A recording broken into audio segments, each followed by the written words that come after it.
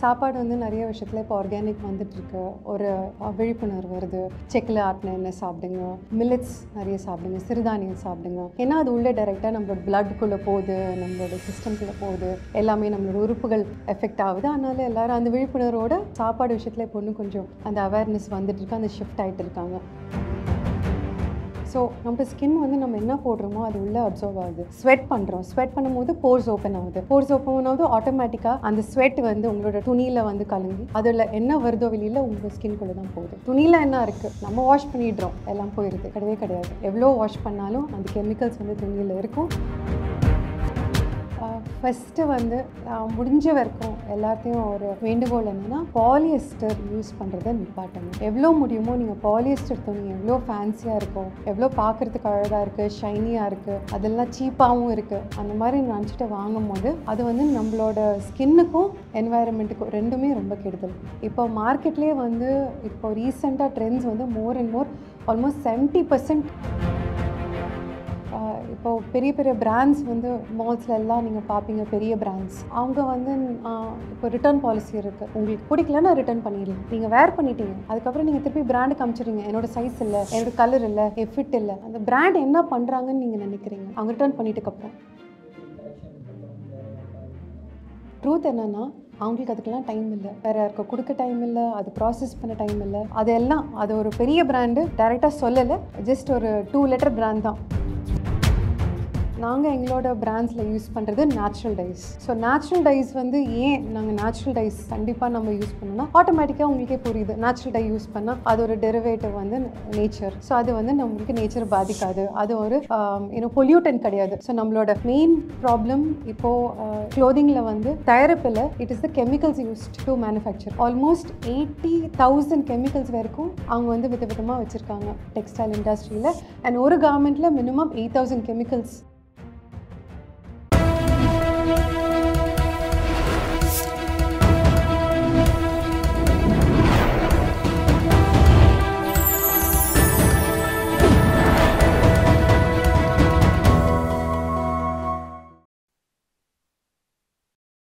Hello channel 5 viewers, this is Krishna ஐயா. இன்றைக்கி நம்ம கூட ஒரு இன்ட்ரெஸ்டிங்கான பர்சன் வந்து இணைந்திருக்காங்க. Entrepreneur Nimma ma'am. அவங்கள்ட்ட வந்து கிளாத்ஸ் பற்றியும் இன்னும் நிறைய இன்ட்ரெஸ்டிங்கான விஷயங்கள்லாம் வந்து கேட்டு தெரிஞ்சுக்க போகிறோம். வாங்க வீடியோக்குள்ளே போயிடலாம். Hi ma'am. Hello hi. எப்படி இருக்கீங்க? நல்லா இருக்கேன், தேங்க்யூ. நீங்கள் எப்படி? சூப்பராக இருக்கேன் ma'am. Okay, first of all நீங்கள் என்ன பண்ணிகிட்ருக்கீங்க அப்படிங்கிறத பற்றி ஒரு ஃபியூ வேர்ட்ஸ் நீங்களே சொல்லிட்டீங்க அப்படின்னா ஆடியன்ஸுக்கு இன்னும் கொஞ்சம் ஒரு கிளாரிட்டி கிடைச்ச மாதிரி இருக்கும். Few words please. ஷூர். நீங்கள் சொன்ன மாதிரி நான் க்ளோதிங் பிஸ்னஸில் இருக்கேன். அண்ட் எங்களோட பிஸ்னஸ் வந்து என்வாயரன்மெண்ட் சம்மந்தப்பட்டதான பிஸ்னஸ். ஸோ நாங்கள் பிஸ்னஸாக ஜஸ்ட் ஒரு ட்ரேடிங் இல்லை ஒரு மேனுஃபேக்சரிங் அந்த மாதிரி பண்ணல. என்வாயரன்மெண்ட்டுக்கு நம்ம ஒரு சேவையாக நாங்கள் பண்ணிகிட்ருக்க பிஸ்னஸ். என்வாயரன்மெண்ட்டுக்கு சேவை செய்யும் போது ஆட்டோமேட்டிக்காக ஹியூமன்ஸ்க்கும் சேவை செஞ்ச மாதிரி தான். So it's more service oriented business. Okay ma'am. இதில் ஸ்பெஷலான ஒரு விஷயங்கள் அப்படிங்கும்போது உங்கள் பிஸ்னஸ் மொத்தம் கிளாத்ஸ் ஃபோக்கஸ் பண்ணி அப்படிங்கிற மாதிரி தான் இல்லையா?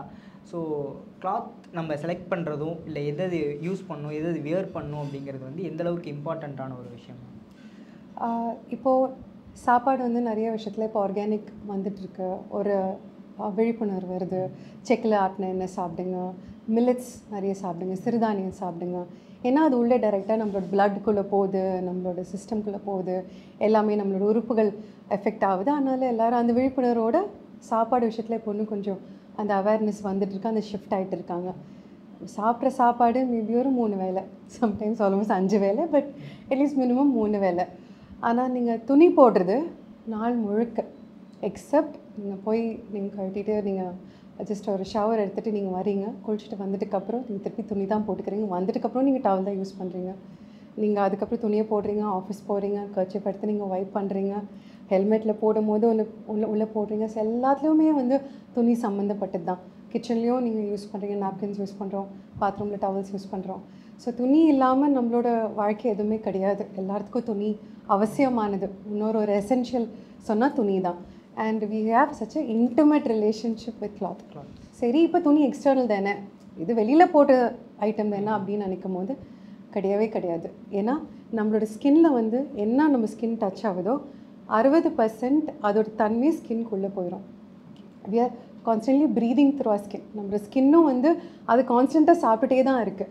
அது உங்களுக்கு டெட் ஸ்கின் செல்ஸ் வெளியில் போகுது, திருப்பி என்வாயரன்மெண்ட்லேருந்து என்னெல்லாம் இருக்கோ, ஈவன் கொஞ்சம் ஈரப்பதம் இருந்தால் கூட நம்ம ஸ்கின்னில் தெரியும். இப்போ சென்னை பார்த்தீங்கன்னா ஸோ ஹியூமிட், ரொம்ப ஹியூமிடாக இருக்குது. ஹியூமிட்னா என்னென்னா ஈரப்பதமும் வெயில் வெப்பமும் ரெண்டுமே சேர்ந்து வர்றது தான் அந்த ஹியூமிடிட்டி சென்னையில். ஸோ எல்லோரும் புழுக்கமாக இருக்குது அந்த மாதிரி சொல்கிறோம்ல, ஏன்னா நம்ம ஸ்கின்னில் தான் அது தெரியறது, ஸ்கின் மூலியமாக தான். எப்படி நம்ம ஸ்கின்னுக்கு அது தெரியும்? ஈரமாக இருக்குது, ஈரப்பதமாக இருக்குது என்வாயரன்மெண்ட்டில். ஸோ அது நம்மளோட ஸ்கின் அப்சர்வ் ஆகிட்டுருக்கு. ஸோ நம்ம ஸ்கின் வந்து நம்ம என்ன போடுறோமோ அது உள்ளே அப்சர்வ் ஆகுது. ஸ்வெட் பண்ணுறோம், ஸ்வெட் பண்ணும்போது போர்ஸ் ஓப்பன் ஆகுது. போர்ஸ் ஓப்பன் ஆகுது, ஆட்டோமேட்டிக்காக அந்த ஸ்வெட் வந்து உங்களோட துணியில் வந்து கலங்கி அதில் என்ன வருதோ வெளியில் உங்கள் ஸ்கின்குள்ளே தான் போகுது. ஸோ இப்போது துணியில் என்ன இருக்குது, நம்ம வாஷ் பண்ணிடுறோம், எல்லாம் போயிடுது. கிடையாது. எவ்வளோ வாஷ் பண்ணாலும் அந்த கெமிக்கல்ஸ் வந்து துணியில் இருக்கும். அண்ட் டிட்டர்ஜென்ட்ஸும் கெமிக்கல்ஸ்னால அதுவும் வந்து நம்ம ஸ்கின்குள்ளே தான் போகுது. நம்ம ஆற்றுக்குள்ளேயும் போகுது, நம்மளோட ரிவர்ஸ்குள்ளே போகுது, கடைசியில் சீக்குள்ளே போகுது. அது சீக்குள்ளே போயிட்டு அதுக்கப்புறம் ஆனிமல்ஸ், அங்கே இருக்க மீன்கள் எல்லாமே அதில் தானே நம்ம என்வாயரன்மெண்ட் இருக்குது. திருப்பி அது நம்மளுக்கு சாப்பாடாக வருது, திருப்பி நம்ம சிஸ்டம்குள்ளே போகுது. ஸோ அதான் அவங்க சொல்கிறாங்க, eco system, world is connected. So துணியும் இம்பார்ட்டண்ட், அதனால தான் நாங்கள் துணி பிஸ்னஸில் இருக்கோம். Okay ma'am. அப்படி இருக்கும்போது எந்தெந்த மாதிரியான ஃபைபர்ஸ், அதாவது எந்தெந்த மாதிரியான கிளாத்ஸ் வந்து நம்ம பார்த்து சூஸ் பண்ண வேண்டியதாக இருக்குது? ஏன்னா இப்போது நம்ம டே டு டே லைஃப்பில் வந்து நம்ம கிளாத்ஸ் இல்லாமல் இல்லவே இல்லை அப்படிங்கிற மாதிரி நீங்கள் சொன்ன மாதிரி நம்ம கிளாத்ஸ் நம்ம ரொம்ப கனெக்டடாக இருக்கும் கிளாத்ஸுக்கும் நமக்கும். அப்படி இருக்கும்போது அதை எப்படி செலக்ட் பண்ணணும் அப்படிங்கிற ஒரு விஷயம் மேம். ஃபஸ்ட்டு வந்து முடிஞ்ச வரைக்கும் எல்லாத்தையும் ஒரு வேண்டுகோள் என்னென்னா, பாலியஸ்டர் யூஸ் பண்ணுறதை நிப்பாட்டுங்க. எவ்வளோ முடியுமோ நீங்கள் பாலியஸ்டர் துணி எவ்வளோ ஃபேன்சியாக இருக்கும், எவ்வளோ பார்க்குறதுக்கு அழகாக இருக்குது, ஷைனியாக இருக்குது, அதெல்லாம் சீப்பாகவும் இருக்குது, அந்த மாதிரி நினச்சிட்டு வாங்கும் போது அது வந்து நம்மளோட ஸ்கின்னுக்கும் என்வாயரன்மெண்ட்டுக்கும் ரெண்டுமே ரொம்ப கெடுதல். இப்போ மார்க்கெட்லேயே வந்து இப்போ ரீசெண்டாக ட்ரெண்ட்ஸ் வந்து more and more almost 70% shop பண்ணுற மெட்டீரியல் பாலியஸ்டர் பேஸ்டு தான். ஸோ பாலியஸ்டரோட ரூட் வந்து இட்ஸ் ஜஸ்ட் ஆயில், அது க்ரூட் ஆயில், பெட்ரோகெமிக்கல் தான் பாலியஸ்டர். ஸோ எப்போ நம்ம பெட்ரோல் நம்ம வண்டிக்கு ஃபில் பண்ணுறோமோ அதே தான் வந்து துணியாக வருது. ஸோ உங்களுக்கே தெரியும், பெட்ரோலியம் நம்மளோட பெட்ரோகெமிக்கல் அப்படின்னு சொன்னாவே உங்களுக்கு ஆட்டோமேட்டிக்காக உங்களுக்கு தெரியும் அது ஒரு நாசுன்னு. ஸோ பாலியஸ்டரும் அதுதான் நாசு. It's just like a plastic back.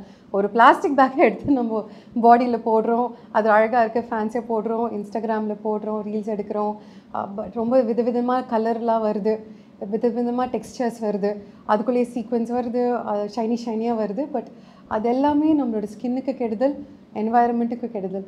ப்ரைமராக ஸ்கின்னுக்கு எப்படின்னா, பாலியஸ்டர் வந்து ஹீட்டை வந்து ரீட்டைன் பண்ணும். காட்டன்லாம் எல்லாம் அந்த நேச்சுரல் ஃபைபர்ஸ்லாம் உங்களுக்கு ஹீட் எக்ஸ்சேஞ்ச் ஆகிடும். கண்டினியூஸாக பாடியிலேருந்து ஹீட் வெளியில் போயிட்டுருக்கு, அது உங்களுக்கு தெரியும் இல்லையா? ஸோ ஹீட் வெளியில் போகும்போது பாலியஸ்டர் ட்ராப் பண்ணிடும். ஸோ பாலியஸ்டரில் வந்து நம்ம இன்ஃபேக்ட் நம்மளோட இன்னர்ஸை வந்து பாலியஸ்டரில் போடும்போது இன்னும் நம்மளுக்கு தான் கெடுதல். ஏன்னா அது ஹீட் ட்ராப் பண்ணும், நம்மளோட பிளட் சர்க்குலேஷன் பிரச்சனையாகும். மெனி பீப்புள் ஜிம்முக்கு போகிறாங்க இல்லையா, அவங்க வந்து ஸ்பாண்டெக்ஸ் மெட்டீரியல் யூஸ் பண்ணுறாங்க, நல்லா டைட் ஃபிட்டிங்காக. They just want to show, நாங்கள் வந்து ஆப்ஸ் காமிக்கணும், நம்ம இவ்வளோ ஃபிட்டாக இருக்கோம், இவ்வளோ நல்லா மஸ்குலராக நாங்கள் ஜிம்மில் ஒர்க் அவுட் பண்ணுறோம், we are all fitness freaks அப்படின்ட்டு அவங்க ஒரு ப்ரொஜெக்ஷன் கொடுக்கணும் சொசைட்டியில். பட் அந்த மெட்டீரியல் அவ்வளோ திக்காக, அவ்வளோ சர்க்குலேஷன், பிளட் சர்க்குலேஷன் எஃபெக்ட் பண்ணுற அளவுக்கு அவ்வளோ டைட்டாக அவங்க போடுறாங்க. அதெல்லாம் ஜிம்முக்கு போகிறாங்க, ஒர்க் அவுட் பண்ணுறாங்க. ஜிம்முக்கு போய் ஒர்க் அவுட் பண்ணும்போது என்ன ஆகுது, இன்னும் ஹீட்டு தான் நம்மளோட பாடியில் உற்பத்தி ஆகும். அதனால தானே ஸ்வெட் பண்ணுறோம். நீங்கள் ஜிம்முக்கு போய் நீங்கள் ஒர்க் அவுட் பண்ணும் போதே ஒரு 5 மினிட்ஸ்லேயே நல்லா ஹீட் உற்பத்தி ஆகுது, உங்களுக்கே தெரியும் ஹாட்டாக இருக்குது. அப்போது உங்களுக்கு ப்ரீதபிலிட்டி ஃபேக்டராக தான் உங்களோட துணி இருக்கணும், நல்லா ப்ரீதபிளாக இருக்கணும். அந்த டைமில் இந்த மாதிரி டைட் ஃபிட்டிங்காக நீங்கள் போட்டு, எஸ்பெஷலி பாலிஸ்டரோட டெரிவேட்டிவ் தான் ஸ்பாண்டெக்ஸ், இல்லாட்டி எனி ஸ்ட்ரெச்சபிள் ஃபேப்ரிக்னு சொல்கிறாங்களே, ஈவன் ஸ்ட்ரெச் ஜீன்ஸ் எல்லாத்துலேயும் வந்து லைக்ரா, எஸ், அது எல்லாமே ஸ்ட்ரெச்சான மெட்டீரியல், எல்லாமே பாலியஸ்டர் உள்ள டெரிவேட்டிவ்ஸ் தான். ஸோ அது போடும்போது உங்களுக்கு பிளட் சர்க்குலேஷன் எஃபெக்ட் ஆகும். அண்ட் நம்மளோட அண்டர் லேடிஸ்க்கு எஸ்பெஷலி ஐம் சேயிங், தயவுசெய்து நீங்கள் வந்து பாலியஸ்டர் அண்டர்வேர் போடவே போடாதீங்க. It is very bad for health. Polyester underwear stop பண்ணுங்கள். கிட்ஸுக்கு வந்து நீங்கள் பாலிஸ்டர் துணி போடுறது, ஃபேன்சியாக பெருசாக நெட்டு வச்சுலாம் ஃப்ராக் போடுறாங்க, எல்லாம் அழகாக இருக்குது, பார்க்குறது புசுன்னு இருக்கும் பாப்பா பார்க்குறதுக்கு. பட் நான் எங்களோட துணியை எக்ஸ்பிளைன் பண்ணும்போது நான் அந்த கதையை சொல்கிறேன், ரியல் ஸ்டோரிஸை உங்ககிட்ட ஷேர் பண்ணுற மாதிரி சொன்னது அதை பற்றி.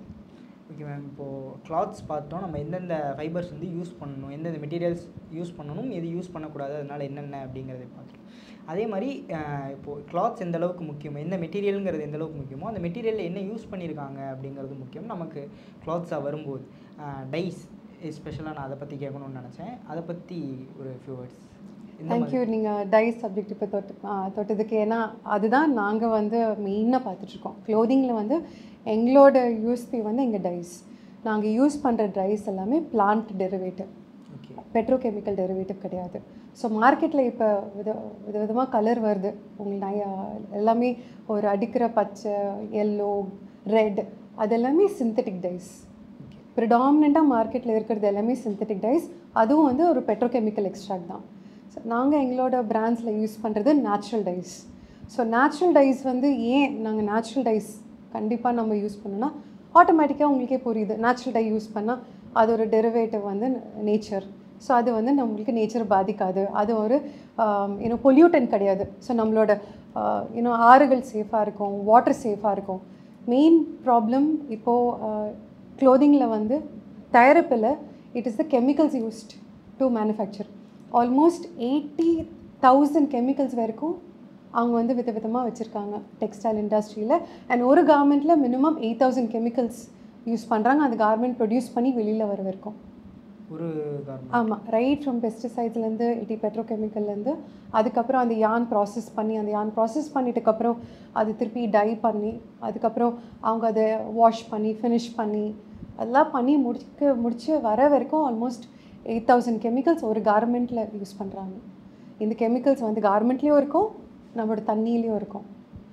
ஸோ நான் மெயினாக ஏன் இந்த பிராண்ட் ஆரம்பித்ததுன்னா, நான் காலேஜ் படிக்கும் போது எங்களை ஒரு என்வாயர்மெண்ட் விசிட்க்கு திருப்பூர் கூட்டிகிட்டு போயிருந்தாங்க. அங்கே நொயல் ஆறே கிடையாது. காவேரி ஆற்று பார்த்துருக்கேன் ட்ரிச்சில் போயிட்டு. இப்போ நொயல் ஆறுன்னு காமிச்சாங்க, ஆறு எங்கேன்னு தேடினேன். வெறும் மேலே அப்படியே லேயராக கலராக இருந்தது. அண்ட் ஒரு ட்ரீட்மெண்ட் சென்டர் கூட்டிகிட்டு போயிருந்தாங்க, லைக் டை ஹவுஸ். அந்த டை ஹவுஸ் வந்து எப்படி டைஸ் பண்ணுறாங்க, அதில் வாட்டர் ட்ரீட்மெண்ட் பிளான்ட் இருந்தது. ஸோ அந்த வாட்டர் ட்ரீட்மெண்ட் பிளான் தான் கண்டிப்பாக மேண்டேட்ரி அப்படின்னு சொல்லியிருந்தாங்க. அந்த தண்ணி கூட தயவுசெய்து தொடாதீங்கன்னு தான் எங்களுக்கு சொன்னாங்க ஸ்டூடெண்ட்ஸ் கிட்ட. Don't even touch that water. அவ்வளோ மோசமான அந்த தண்ணி. அதுக்கப்புறம் அந்த தண்ணி வந்து ட்ரீட்மெண்ட் பண்ணி தண்ணியை விட்டுடுறாங்க. இப்போ ஒரு டை மெட்டீரியல் வந்து நம்மளுக்கு வாட்டர் இருக்கும், சாலிட் மெட்டீரியலும் இருக்கும். அந்த சாலிட் மெட்டீரியல் எடுத்து பின்னாடி தென்னந்தோப்பில் வந்து புதைச்சிட்டு இருந்தாங்க. லேயராக தான் ஜஸ்ட்டு புதைச்சி, அவ்வளோதான். அவங்களுக்கு அதை வச்சுட்டு என்ன பண்ணுறதுன்னு கூட ஒரு ஐடியா இல்லை, ஒரு சிஸ்டம் இல்லை. ரொம்ப க்ரூடாக அவங்க பண்ணிகிட்டு இருந்தாங்க. அதை பார்த்துட்டுக்கப்புறம் தான் எனக்கு ஒரு விழிப்புணர்வு வந்துச்சு.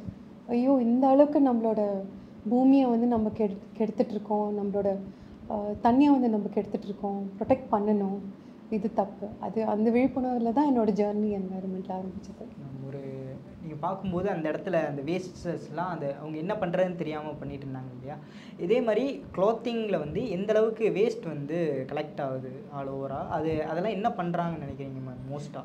ஸோ குளோபலி இப்போது டெக்ஸ்டைல்ஸ்னால் வர வேஸ்ட் வந்து ஒரு பெரிய ஹசார்டாக ஆகிட்டுருக்கு. இன்ஃபேக்ட் சேட்டலைட் இமேஜரியில் ஒரு பர்டிகுலர் இடத்துல ஒரு லிட்டரலி ஒரு சிட்டி அளவுக்கே வந்து அவ்வளோ துணிகள் கோச்சு அப்படியே வேஸ்ட்டாக டம்ப் பண்ணி கிடக்குது.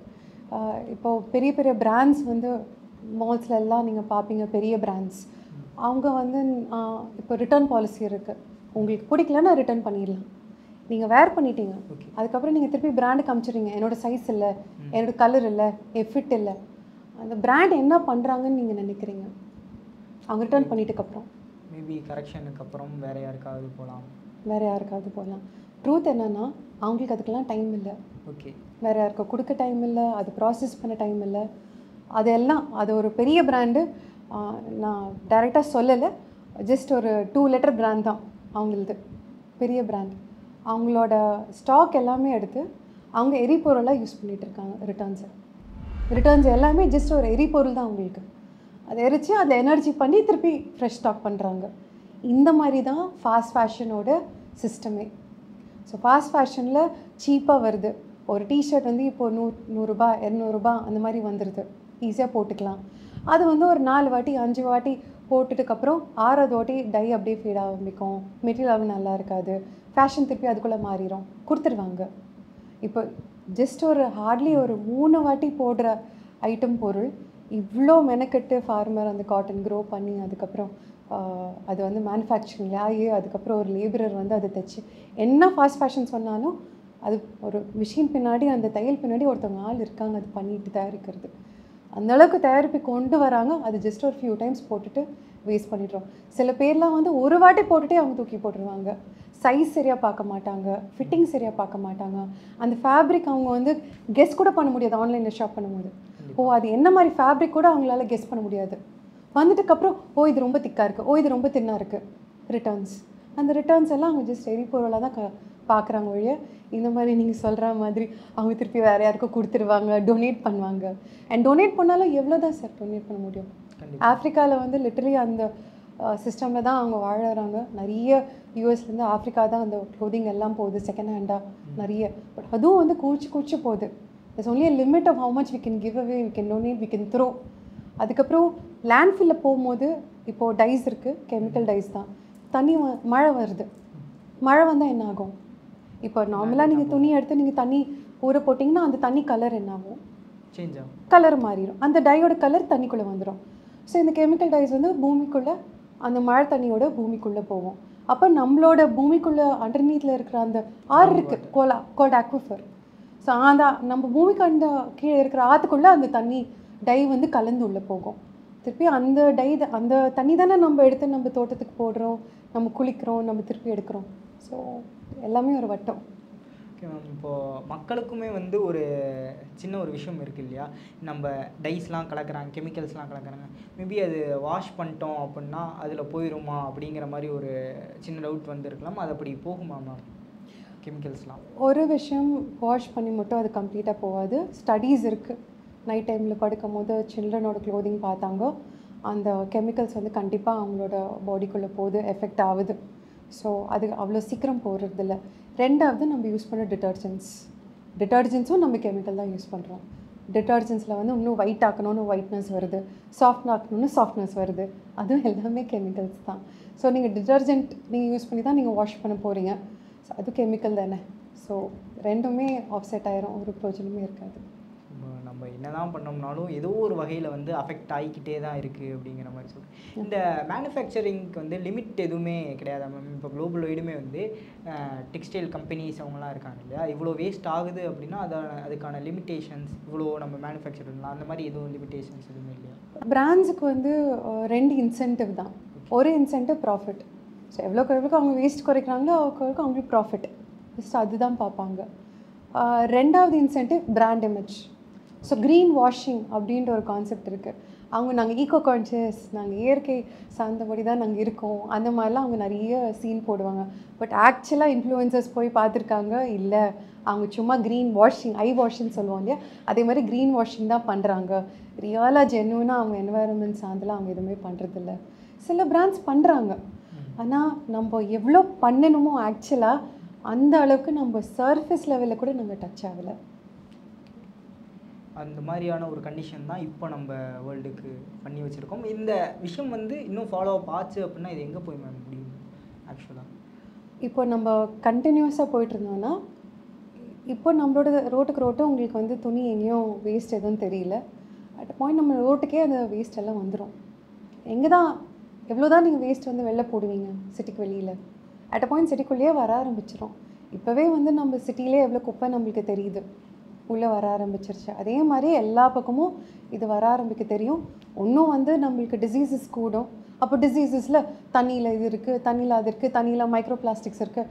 இப்போ நீங்கள் உங்களுக்கு மைக்ரோ பிளாஸ்டிக் இப்போ ஓரளவுக்கு விழிப்புணர்வு வந்திருக்கோம் இல்லையா? இந்த மைக்ரோ பிளாஸ்டிக்கே வந்து நிறைய ப்ராப்ளம் வந்து துணியிலேருந்து தான். ஏன்னா இந்த மாதிரி பாலியஸ்டர் ஃபேப்ரிக்ஸ் வந்து வாஷுக்கு போகும்போது அட் ஒன் வாஷ் சைக்கிள், ஒரே வாஷ் சைக்கிளில் close to 7 lakh micro plastics வாட்டருக்குள்ளே போகுது. அது போய் கடல் நீரில் போய் சேருது. ஸோ அந்த மைக்ரோ பிளாஸ்டிக்ஸே நம்ம எக்ஸ்போஷர் எதுனாலனா தண்ணிக்குள்ளே, பிகாஸ் ஆஃப் ஆர் க்ளோதிங்.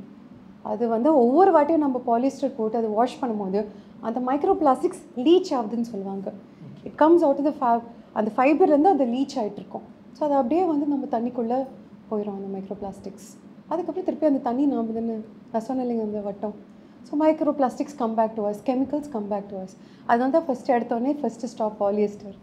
அதுக்காக தான் சொன்னேன். ஓகே மேம், ஒரு சூப்பரான இன்ஃபர்மேஷன் நிறைய விஷயம் கொடுத்தீங்க அப்படின்னு நினைக்கிறேன். மேபி ஆடியன்ஸுக்கு ஒரு சின்ன அவேர்னஸ் வந்திருக்கும், ஓகே நம்ம என்ன பண்ணிக்கிட்டு இருக்கோம் அப்படிங்கிறதாவது வந்திருக்கும் அப்படின்னு சொல்லிட்டு நான் நினைக்கிறேன்.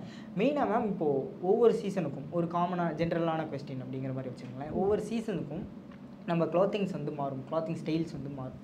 இப்போது ரீசெண்டாக சம்மர் சீசன் அப்படிங்கும்போது இதற்கான க்ளாத்திங்ஸ் அப்படிங்கிற மாதிரி இருக்கும் இல்லையா? நம்ம முன்னாடியே சொன்னோம் பாலிஸ்டர் நார்மலாக ஒரு டேயில் வியர் பண்ணும்போதே நம்ம எவ்வளோ அஃபெக்ட் ஆகுது அப்படிங்கும்போது, இந்த சீசனில் நிறைய டைட் ஃபிட்டிங்காக இருக்கட்டும், இல்லை இந்த மாதிரியான ஃபைபர்ஸாக இருக்கட்டும், இதெல்லாம் வியர் பண்ணுறதுனால எவ்வளோ அஃபெக்ட் ஆகும் பாடி? சரி, இப்போது நம்ம இந்தியாவில் இருக்கோம், tropical country, and especially south இந்தியாவில் வந்து நம்மளுக்கு சம்மர் ஆல் த்ரூ த இயர்னு வச்சுக்கலாம். சென்னையில் வந்து வின்டர்னு கான்செப்டே கிடையாது. ஸோ கொஞ்சம் லைட்டாக நல்லாயிருக்கும் வின்டர் டைம், டிசம்பர் டைம் இப்போ கொஞ்சம் இதமாக இருக்கும். பட் நம்மளுக்கு வந்து ரியலாக ஒரு பெரிய சீசனல் சேஞ்ச் அவ்வளோலாம் கிடையாது. ஸோ மோஸ்ட் ஆஃப் டைம் நம்ம அந்த ஹாட்டர் சம்மர் ஸ்ப்ரிங் அந்த சீசனில் தான் இருக்கும். So best is cotton, hands down. Cotton வந்து உங்களுக்கு ரேட்டும் வந்து ஓரளவுக்கு ஈஸியாக கிடைக்கும், நல்ல ரேட்டில் கிடைக்கும், அஃபோர்டபுளாக இருக்கும். ரெண்டாவது ப்ரீதபிலிட்டி, காட்டனில் நல்லா ப்ரீத் பண்ணலாம், நம்ம ஸ்கின்னுக்கு ரொம்ப நல்லாயிருக்கும் காட்டன் போட்டுக்கிறதுக்கு. அண்ட் காட்டன் பாரம்பரியம், நம்மளோட க்ளோதிங்கே பாரம்பரியம் வந்து காட்டன் தான். அண்ட் காட்டன் நான் இன்னும் ஹையாக ரெக்கமெண்ட் பண்ணணுன்னா, அதை விட இன்னொரு ஸ்டெப் ரெக்கமெண்ட் பண்ணணுன்னா நான் ஹேண்ட்லூம் காட்டனை ரெக்கமெண்ட் பண்ணுறேன். ஓகே, அவங்க காதின்னு சொல்கிறாங்க, பட் காதி வந்து ஆக்சுவல் காதி அப்படின்ட்டு அதோட சிக்னிஃபை என்ன பண்ணுதுன்னா, கைத்தறியில் வந்து hand spun, hand oven. Okay, அது வந்து நம்மளோட பஞ்சை வந்து யானை கன்வெர்ட் பண்ணுறது அதுவும் கையில் பண்ணுவாங்க. அதுக்கப்புறம் அது வீவ் பண்ணி துணியாக பண்ணுறது அதுவும் கையில் பண்ணுவாங்க. அதுதான் ரொம்ப வசதியான ஃபேப்ரிக்கு. இப்போ சம்டீஸ் இஸ் ப்ரீமியம் என்னன்னா நான் அதுதான் சொல்வேன். Hand spun, hand oven, natural tie, most premium fabric. என்ன நீங்கள் வந்து மற்ற பிராண்ட்ஸ் போய் நீங்கள் ப்ரைஸ் கொடுத்து நீங்கள் வாங்கினீங்கன்னா that is a real premium. ஏன்னா அது நம்மளோட வீவர்ஸை சப்போர்ட் பண்ணுது, நம்மளோட ஃபார்மர்ஸை சப்போர்ட் பண்ணுது, நம்மளோட பாரம்பரியமை சப்போர்ட் பண்ணுது. அண்ட் இந்த ஃபேப்ரிக் நீங்கள் போட்டிங்கன்னா வருஷம் முழுக்க நீங்கள் போடலாம், வின்டர் சம்மர் எதுவுமே பார்க்க வேண்டாம். ஏன்னா இது நம்மளோட ஜியோகிரஃபி, நம்மளோட கிளைமேட்டை சார்ந்து தான் நம்மளோட முன்னோர்கள் அவங்க பண்ண துணி. ஸோ எல்லா சீசனுக்கும் நீங்கள் இந்த ஃபேப்ரிக் கண்டிப்பாக போடலாம்.